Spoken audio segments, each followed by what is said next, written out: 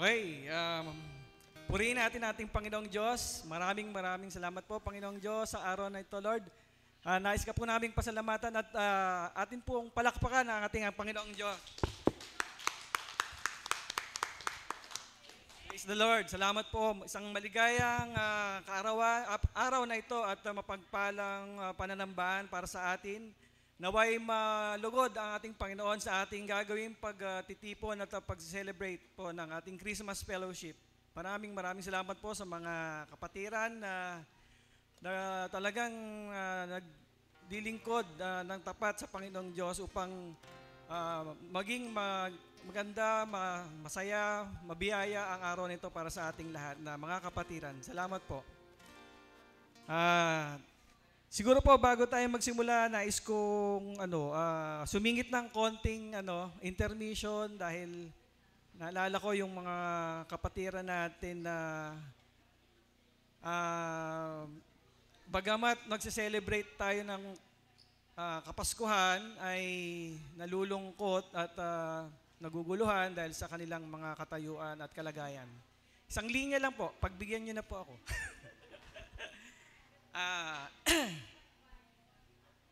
Kasi ano po ito nakanta dun sa party namin sa office, so naalala ko po. Ito. Kahit na anong mangyari, ang pag-ibig sana'y maghari, sapat nang si Jesus ang kasama mo, sana'y tuloy-tuloy pa rin ang Pasko. Sana'y tuloy-tuloy pa rin ang Pasko. Ay, salamat po. Para sa ating call to worship, ating pong buksan ating Biblia sa Psalm 99, chapter 99.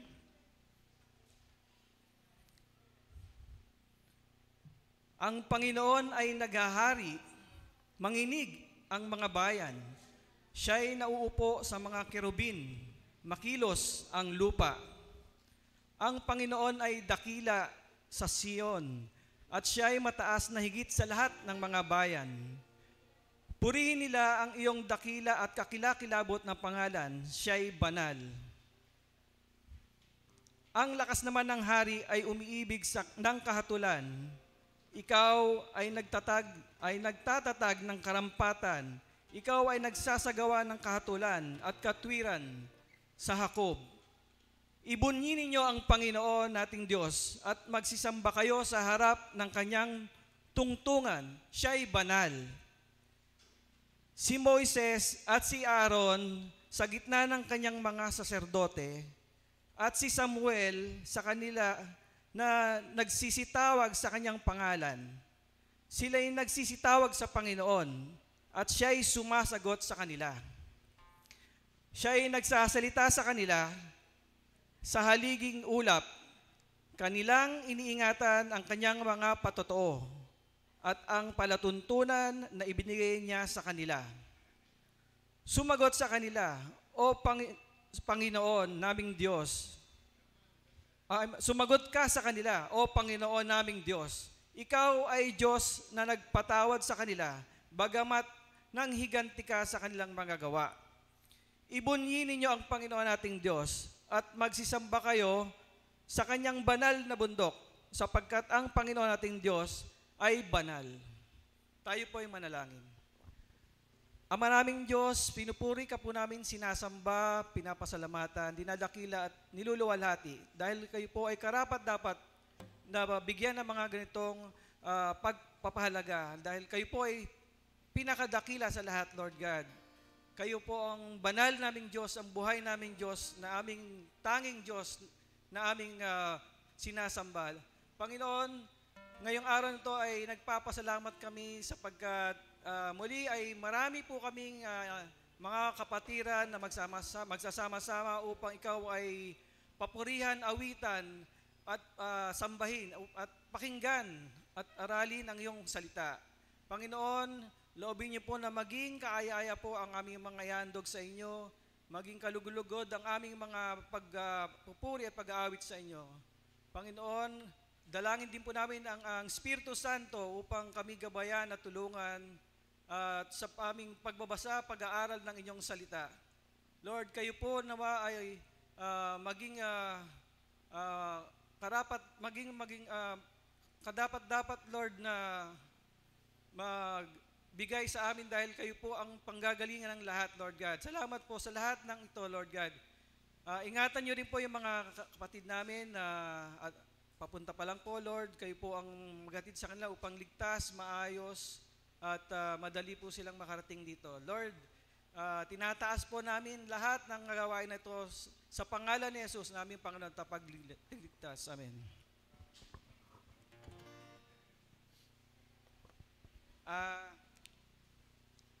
Tayo po'y tumayo para ating awitan ng Panginoon at papurihan sa pangunguna po ni Pastor Pong. Salamat. Praise the Lord. Igayak po natin ang ating mga puso at isipan sa pag-awit ng mga awiting pamasko mula sa ating himno. Nahin po natin, It Came Upon a Midnight Clear.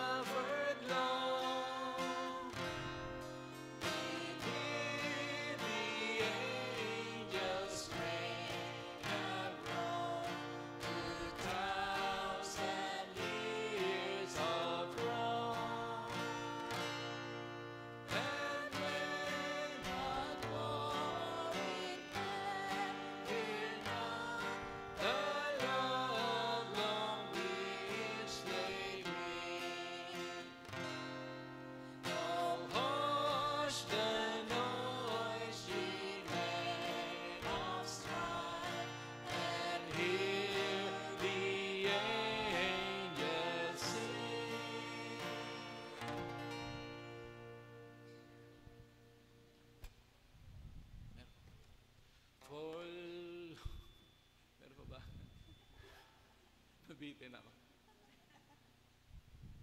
O Little Town of Bethlehem po. Tayo natin.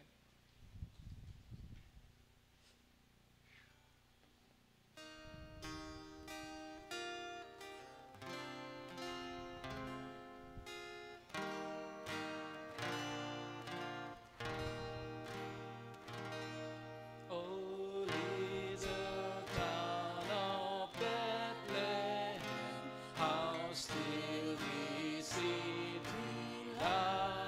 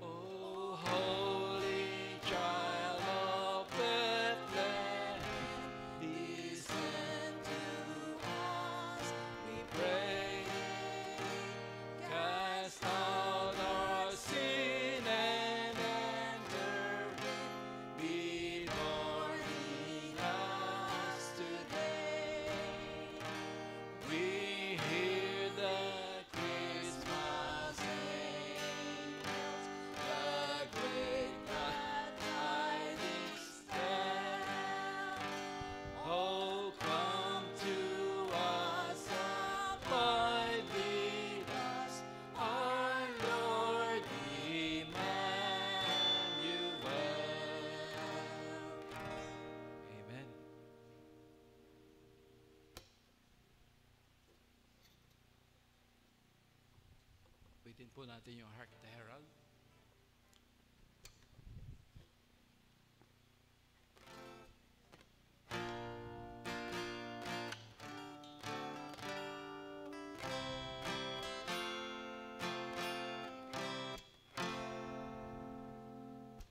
Hark the herald angels sing, glory to the newborn King. Peace on earth and mercy mild, God and sinners reconciled. Joyful all ye nations rise, join the triumph of the skies. With angelic hosts proclaim, Christ is born in Bethlehem. Hark the herald angels sing, glory to the newborn King. Christ by us is heaven adorned, Christ the everlasting God. Waiting time, behold him come, offspring of the Virgin's womb.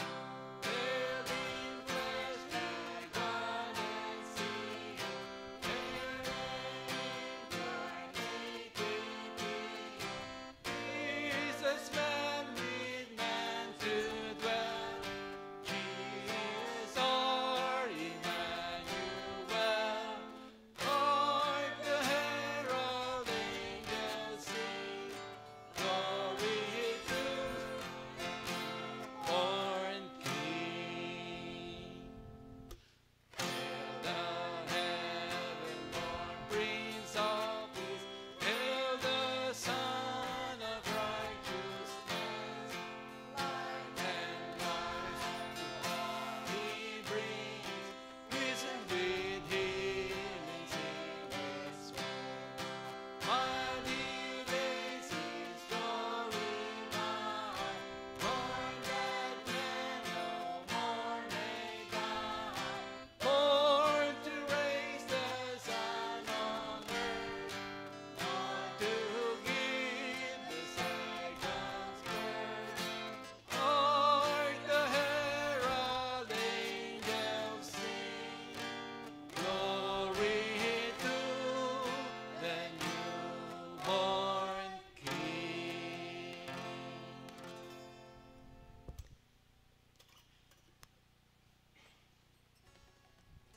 For our last song, Silent Night.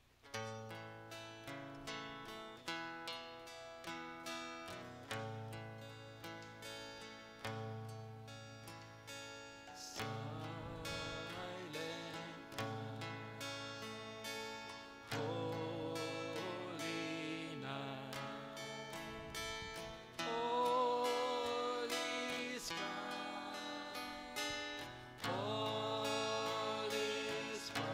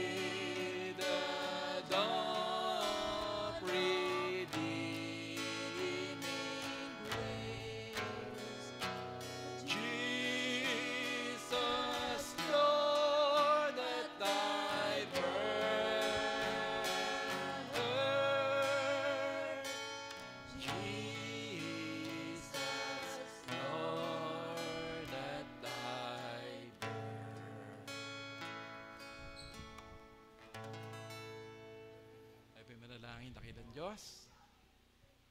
Kay sarap pong awitin yung awiting pamasko na nagpapaalala sa amin ang iyong pagdating upang isilang para maging Panginoon at tagapagligtas ng lahat. Sapagkat kung hindi po nangyari ito ay kapahamakan ang aming kahinatnan, Panginoon. Salamat po sa mabuting balita. Hayaan mo po na talagang tumimo ito lalo sa aming mga puso at isipan upang hindi lamang tuwing Disyembre kami magdiriwang ng Kapaskuhan, kundi bawat araw ng aming buhay ay tunay ng Pasko sa iyong mga tinubos. Maraming salamat po. Samahan niyo po kami sa aming pananambahan. Ito po ang aming panalangin sa pangalan ni Jesus. Amen.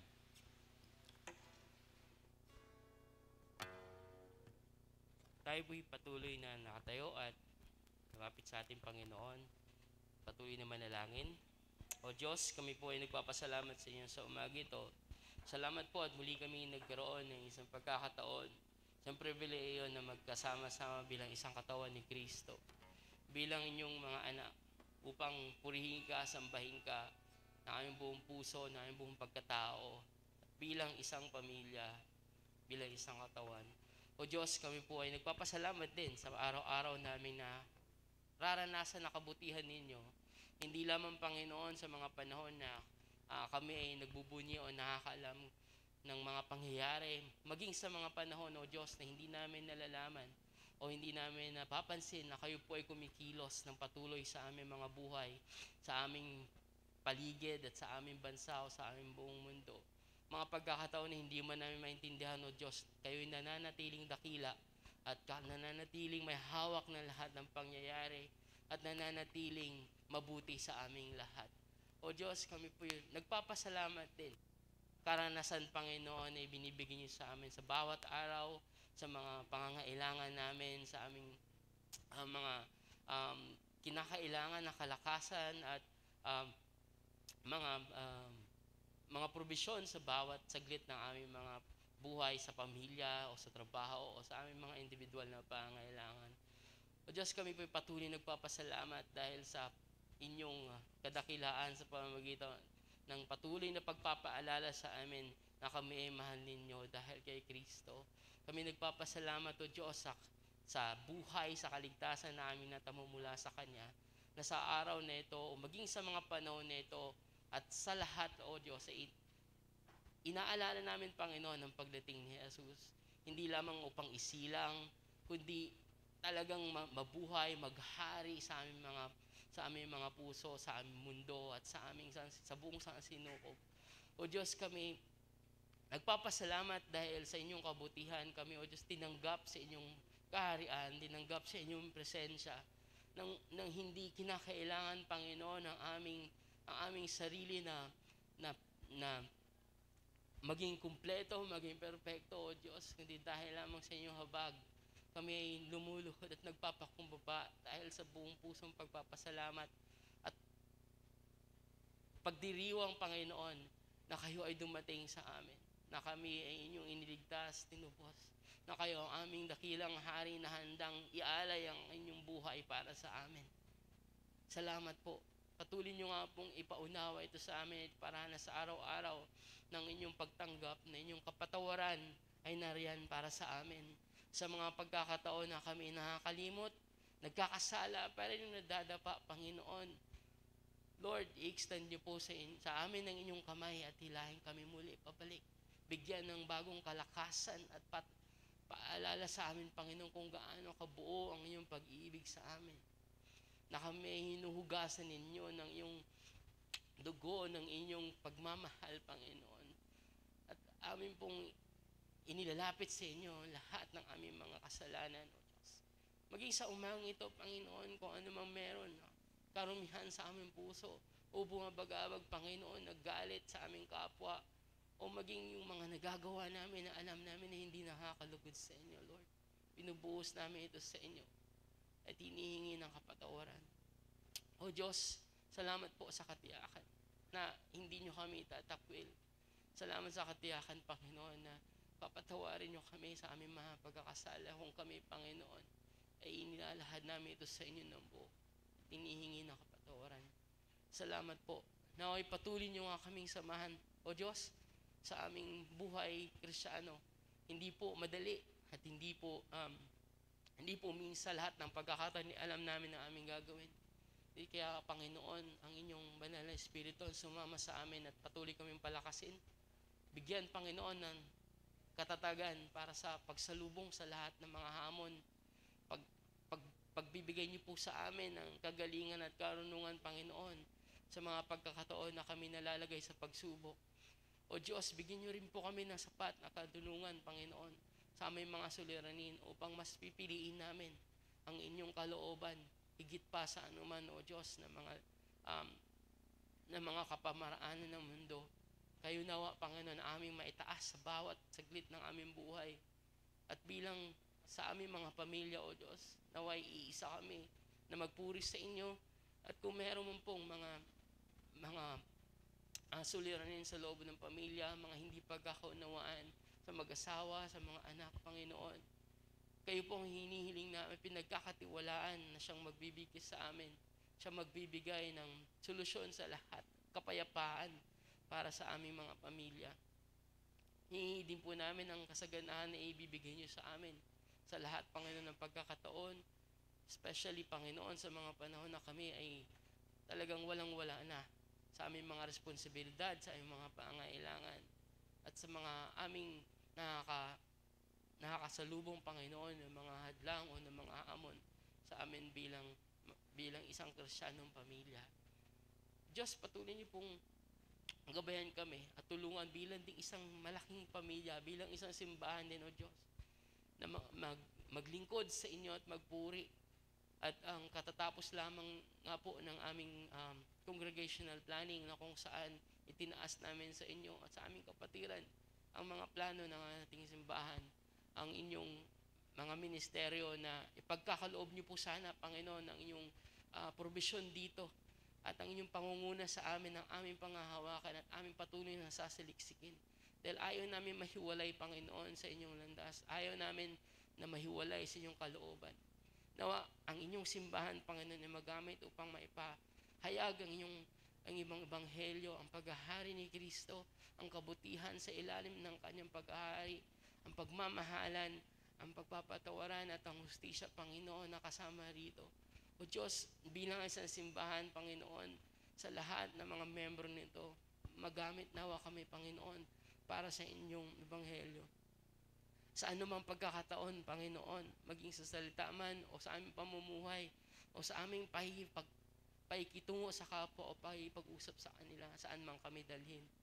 O Diyos, sigit sa lahat ay maihayag namin, Panginoon, na si Kristo ay naghahari, na ang kanyang paghahari may dalang kapatawaran, may dalang pagliligtas sa aming lahat at pag-asa para kahit kanino man, para sa kahit saan pa man o kanino pa man ang galing ang mga tao. O Diyos, nawa itong panahon na ito, itong okasyon na ito, itong buwan na ito, maging ang araw na ito na aming pagditiwang ng kapanganakan ninyo, ng inyong anak na si Jesus. Nawa po ay mas maalala namin, Panginoon, na kayo ay dumating hindi lang, Panginoon, para maging katulad lang namin. Kayo dumating na katulad namin para samahan kami, para gawin kami inyong templo, Diyos, na pananahanan ninyo. Dahil nananabik kami sa pagbabalik ninyong muli, na kung saan ang kayo mismo, aming Diyos, ay maghahari sa amin kasama na inyong mga tao. Kung saan wala ng mga sakit, kung saan wala ng mga problema, kung kailan wala nang lalabag sa hustisya ninyo at wala nang kukontra sa inyong kapayapaan at inyong katotohanan, Diyos. Kaya dito pa lamang, Panginoon, ay nais namin ipamuhay ito. Bigyan niyo po kami ng sapat na kalakasan at pananampalataya, Panginoon. At pagalingin niyo po kami sa aming mga kahinaan at samahan niyo po kami sa aming mga pinagdadaanan upang patuloy kaming maglilingkod na may katatagan sa aming mga puso, sa aming espiritual na buhay at sa aming pagkapit sa inyo dahil kayo lamang, O Diyos, ang aming kalakasan sa mundong ito. Ang aming kagalakan na hindi magmamaliw. Ang ilaw na hindi kailanman mawawala, Panginoon, sa madilim na mundo. Kayo po ang aming Panginoon. kayo ang aming paglilingkuran at ay tatanghal sa habang buhay na kami ay nabubuhay. Salamat po sa pagkakataong ito. Salamat sa kapatiran na nandito, O Diyos, sa sama-samang magbubunyi at papalakpakan ng inyong pangalan, pupurihin at makikinig sa inyong boses sa umagang ito. Tulungan niyo po kami, O Diyos, na magdiwang, na may pag-ibig, na may pagsamba sa aming mga puso. Salamat po at nawa po ay mangusap po kayo sa amin sa umagang ito. Mula sa aming mensahero, sa aming mga kapatiran, at sa aming mga paglilingkod, at maging sa presensya ng bawat isa. Kumilos po kayo, Panginoon. Kami po ay inyo, at kayo po ang aming Diyos. Ito po ang panalangin sa pangalan ni Jesus. Amen. Makakapo na po muna tayo, mga kapatid.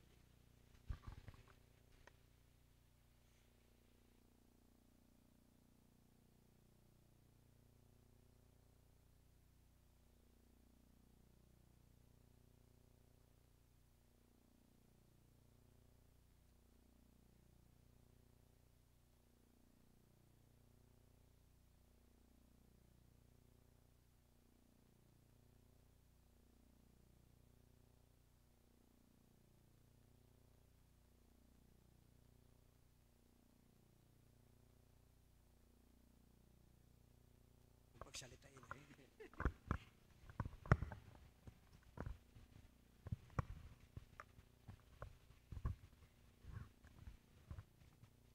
Magandang maga po sa ating lahat at maligayang Pasko sa bawat isa. Salamat, Pastor Kit, sa makabagbag damdaming panalangin mo. Ito pong ating pag-uusapan na tatalakayin ngayong umaga, dapat po ito naka-schedule noong November 26. At humingi po akong paumanhin na hindi po nagawa dahil nga po ako ay nagkasakit. Kinukwento ko nga po kanina na talaga pong talagang may mga pangyayari na ang hirap ipaliwanag. Miyerkules po kasi ng umaga noon, sinundo ako ng isang kaibigan ko na kasama ko sa church sa New Jersey na dumating dito sa Pilipinas para dun sa kanyang yearly medical mission. Nurse po kasi siya eh. At pinuntahan po namin yung isang kaibigan namin pastor na galing din ng New Jersey, umuwi ng Pilipinas para magpastor sa Pilipinas. So dinalaw po namin, nagpunta kami sa Lubao, Pampanga. Akala ko naman bayan lang yung pupuntahan namin. Yung pala mga isla sa Lubao, 12 isla. At the only means of access ay bangka. Hindi pwedeng, walang kalsada bangka lang talaga. Kaya po nabaghan ako dahil, kumbaga, ang description ko nga, this is the face of poverty. Nakita kong pamumuhay nila ron dahil ang only means of livelihood nila isda lang.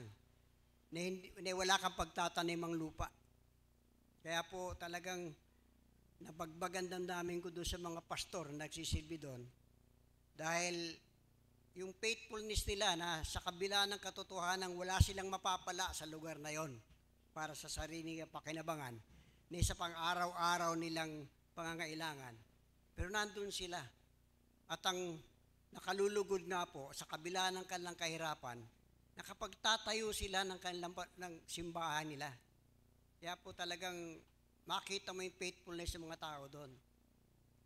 At karamihan po sa na minister ng mga pastor doon ay mga bata dahil ang talaga pong tinarget nilang ministry, mga bata, elementary schools. Kaya yung pangalan ng ministry nila is crossover. Kung saan ginagamit nila yung bola, kung nakakita na kayo ng bola ng basketball, may dalawang side yon, no? Tapos ginagamit nila yon para ipahayag ang ebanghelyo.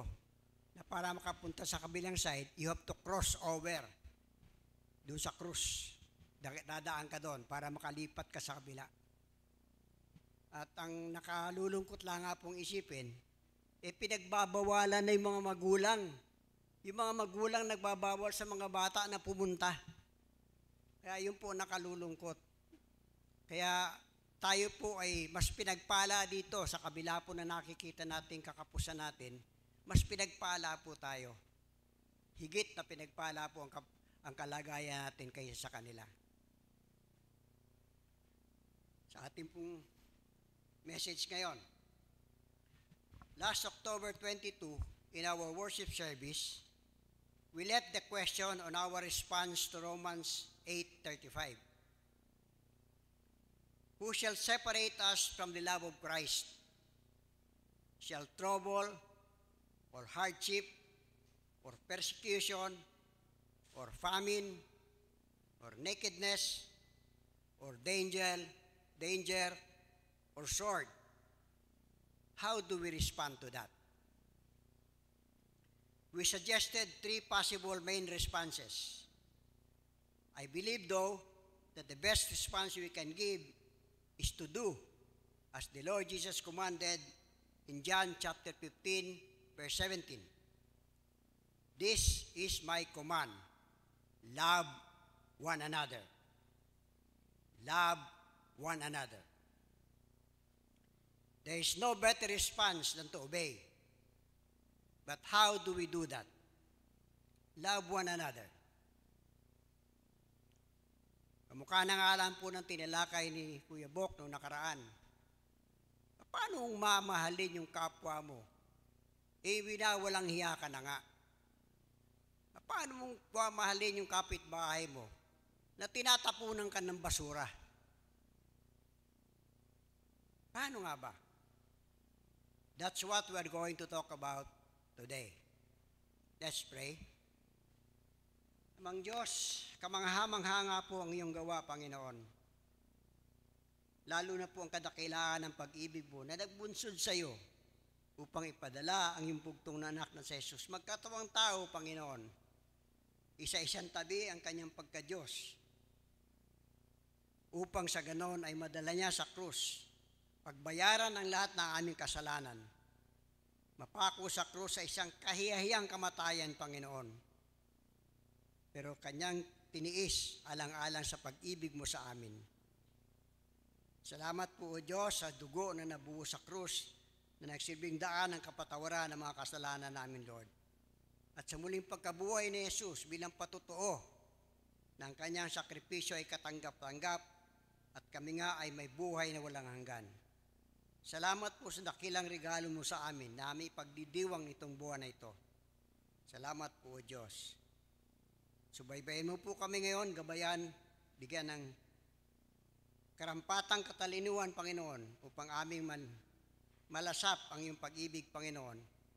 At tuloy, may pamuhay ito, alang-alang po sa iba na nananatili pa sa kadiliman, Panginoon. Gabayan mo kami ng Espiritu ngayon, Panginoon. Salamat po, O Diyos, sa ngalan ni Jesus. Let's observe the way Jesus demonstrated His love for us.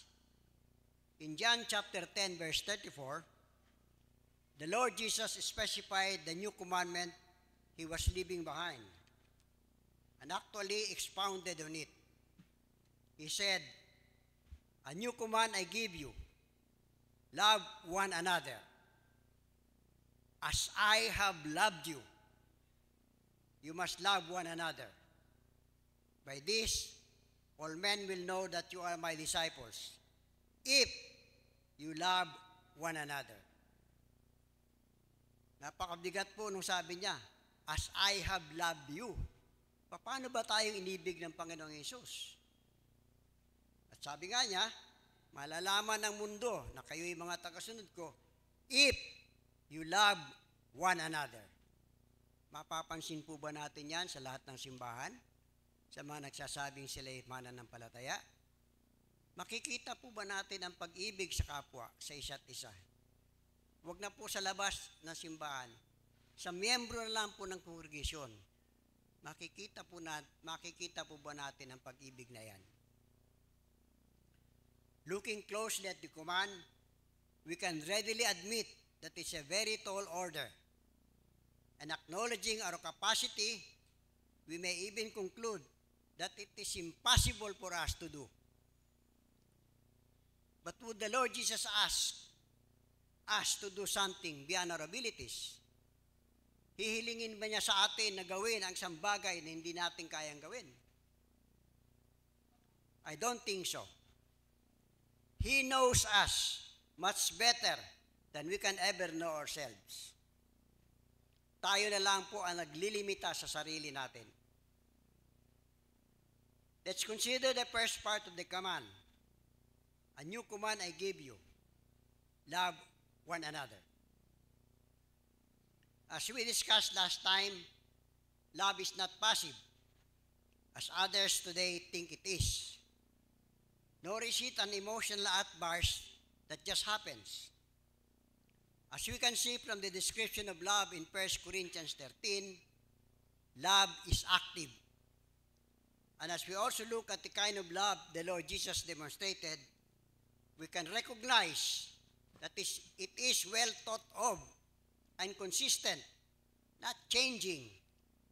It is not a spur-of-the-moment action or a sudden outburst of emotion or a one-time event.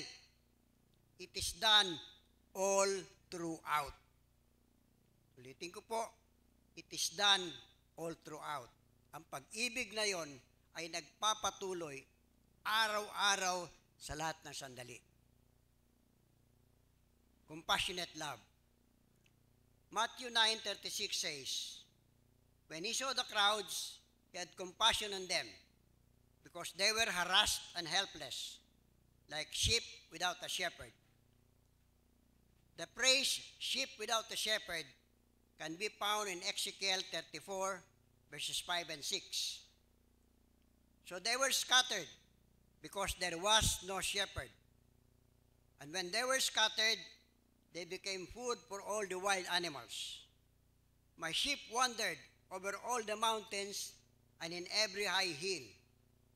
They were scattered over the whole earth, and no one searched to look for them. Maalala po natin ang yang nangyari sa mga Hudyo sa nakalipas na 1,000 taon. Kinalat po sila sa buong mundo.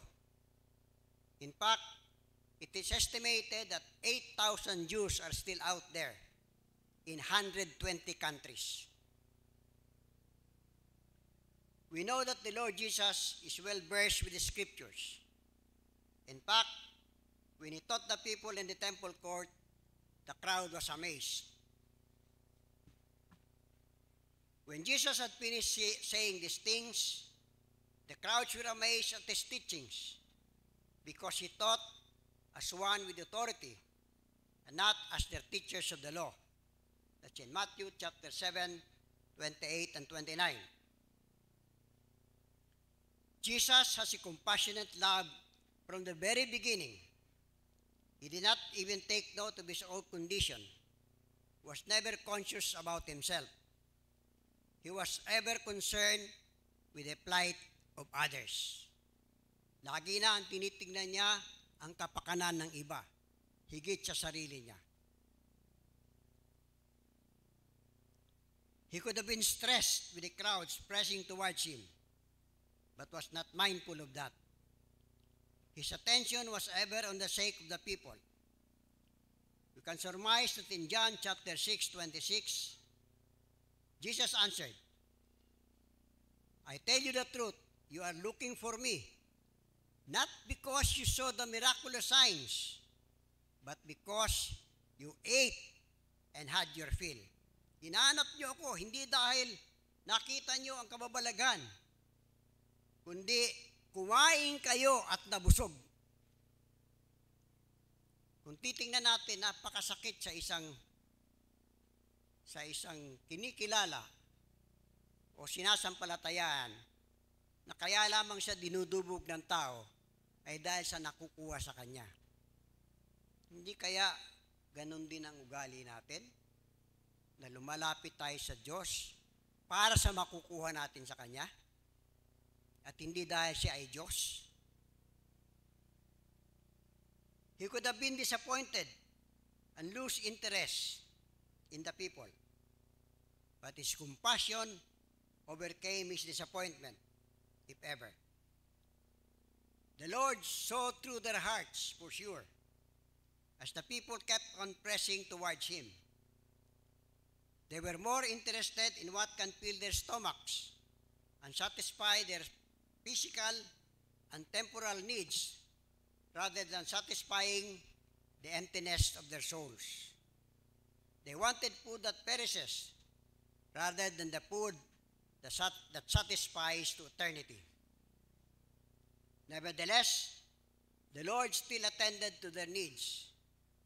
Knowing they had more important and greater need than physical food, Jesus told them to believe in the one God sent. To believe in the one God sent. Jesus said, "Do not work for food that spoils, but for food that endures to eternal life, which the Son of Man will give you."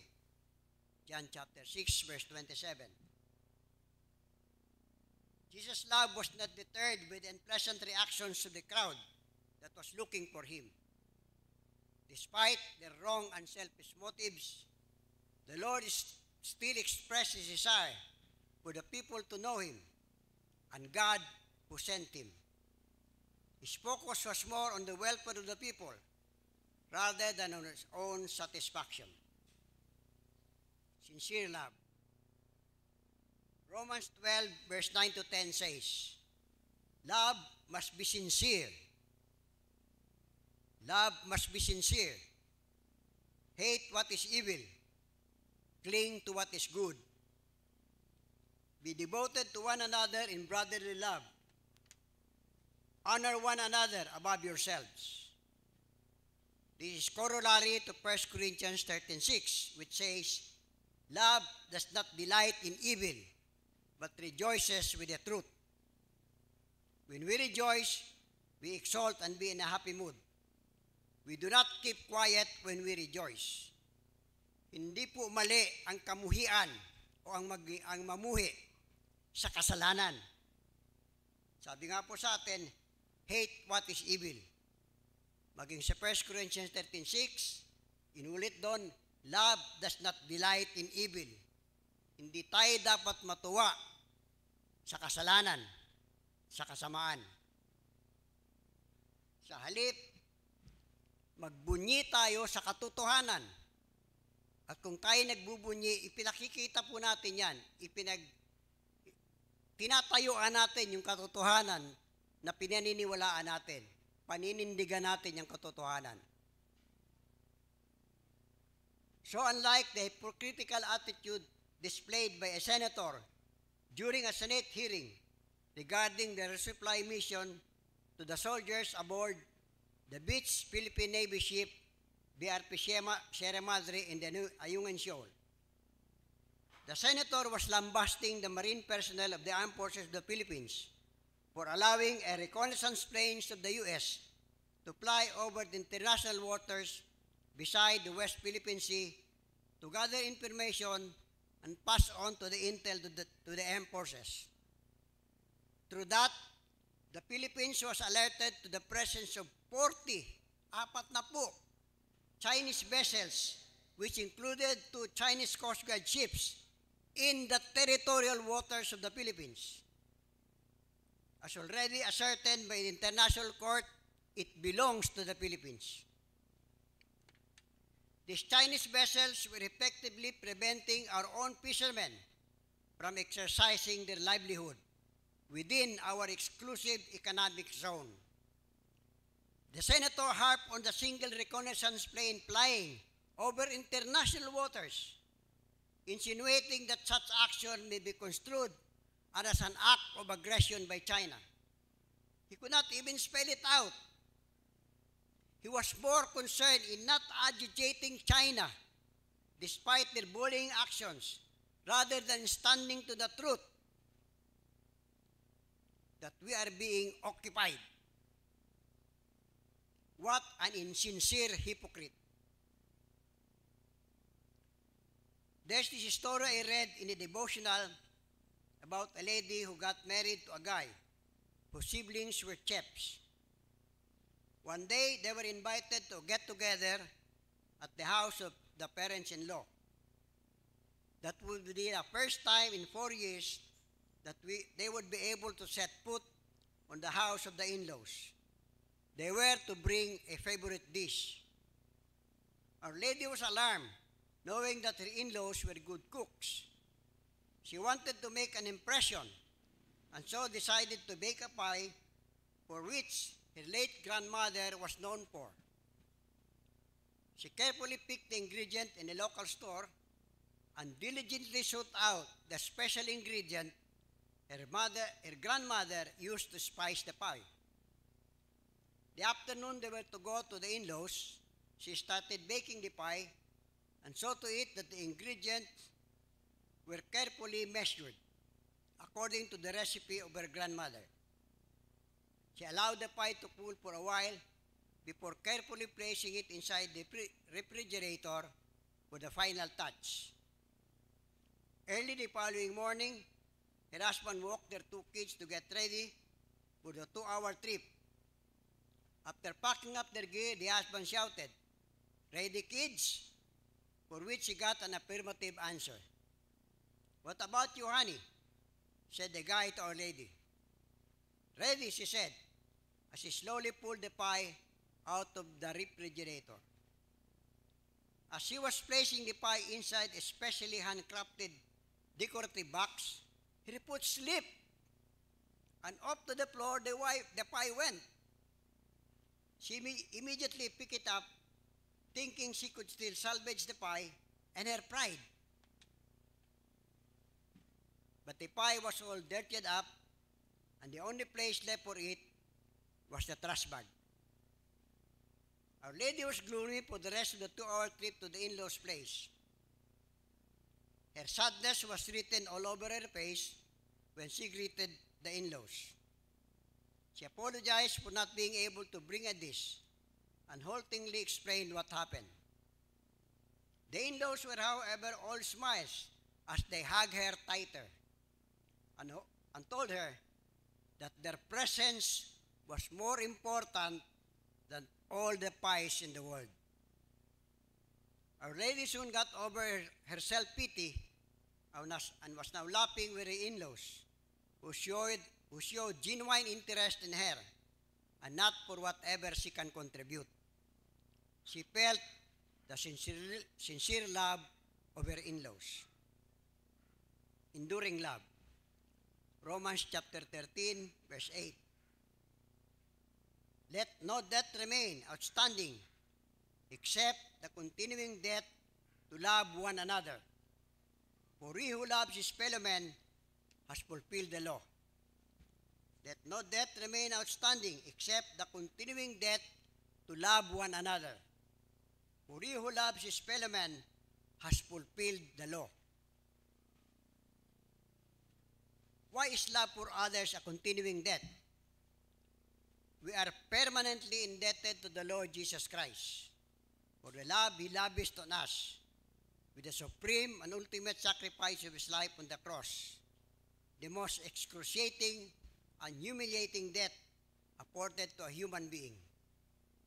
We can never even imagine how we can repay the debt for our salvation, except to repay Him by loving Him back and obeying His love, His command to love others too. By always remembering the eternal love God gave us, we can continue to be indebted to the Lord and therefore be able to continually love others too. That is the kind of love that endures through eternal time. All-encompassing deep love. 1 Peter 4:8. Above all, love each other deeply because love covers over a multitude of sins. How deep can love be? It is unimaginable how we can measure true love. But as Peter enjoins us, to love deeply is to cover over a multitude of sins. When we have a deep love for Jesus, we can also develop a deep love for others.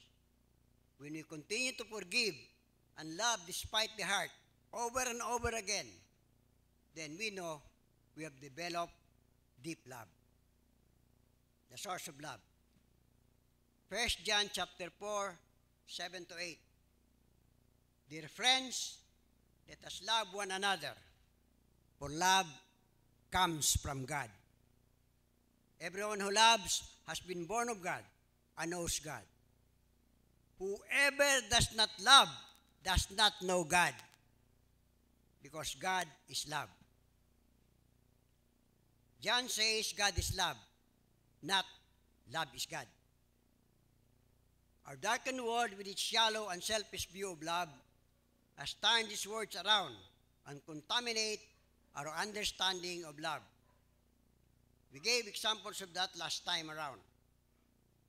The world thinks that love is what makes a person feel good, and that it is all right to sacrifice moral principles and others' rights in order to obtain such love. Ulitin ko po yun. This world thinks that love is what makes a person feel good, and that it is all right to sacrifice moral principles and others' rights in order to obtain such love. Pure love is like God, who is holy, just, and perfect. If we truly love God, we will love as He does. To know God is to know love. To be filled with God is to be filled with His love. And to be constantly in communion with God is to be continually filled with His love. It is His love in us that enables us to love one another. Now for our main verse, paki-flash po sa screen, 2 Corinthians chapter 5, verse 14 to 15. Compelling love. For Christ's love compels us, because we are convinced that one died for all, and therefore all died. And He died for all, that those who live should no longer live for themselves, but for Him who died for him and was raised again. And He died for all, that those who live should no longer live for themselves, but for Him who died for them and was raised again. To be compelled is to be obligated to move or take positive action. When we are filled with God's love, then we become compelled to love others too. Perhaps not yet as Jesus loved us, but already beyond ourselves. And as we continue to exercise love, the more we become loving, just like our muscles. When we continually flex our muscles, either by exercise or actual labor, they become stronger. But unused muscles atrophy. When muscles are left unused or not exercised, they degenerate and die, become useless. To recap, to be able to love others, first, we must know God and be filled with God's Spirit. That way, we can be filled with love. We can only give what we have. We cannot give what we do not have. If we have love, then we can love. Number 2, always remember how Jesus loved us with compassion, sincerity, faithfulness, endurance, and the like. Number 3, practice loving and make it a habit. And soon it becomes natural. It becomes our way of life that testifies to the whole world that we are indeed Jesus' disciples. Even the flickering light of a candle can light the path in this darkened world for the lost traveler. May our short study kindle on our hearts the love for Jesus and for one another. Ang pag-ibig po ng Diyos ay sumasa atin sa mga tagasunod ng Diyos. Ang pag-ibig po ng Diyos ay pinahayag sa pamamagitan ni Kristo. At kung si Jesus po ay nasa puso natin, matututunan po nating umibig sa kapwa. Kaya ang tanong ko po ngayon, lahat po ba naririto ngayon ay umuibig kay Kristo? Kung meron pong hindi pa nakakilala sa Panginoong Hesus, o hindi pa nag-aanyaya sa Kanya na pumasok sa kanilang buhay, hinihikayat ko po ngayon, gawin nyo. Kung maaari po, hilingin ko ang kongregasyon na magyuko at pumikit ng mata. At kung sino man po dito ang gustong tumanggap kay Jesus bilang Panginoon at tagapagligtas, maaari lang po magtaas ng kamay. Meron pa po ba dito na hindi pa tumatanggap kay Jesus bilang Panginoon at tagapagligtas? Na ni minsan sa buhay nyo, hindi nyo siya inanyayahan. Salamat po, walang nagtaas. Ibig sabihin, lahat tayo dito ay mananampalataya. Maraming salamat po. Purihin ang Panginoon sa dakilang araw na ito. At muli, maligayang Pasko po sa ating lahat.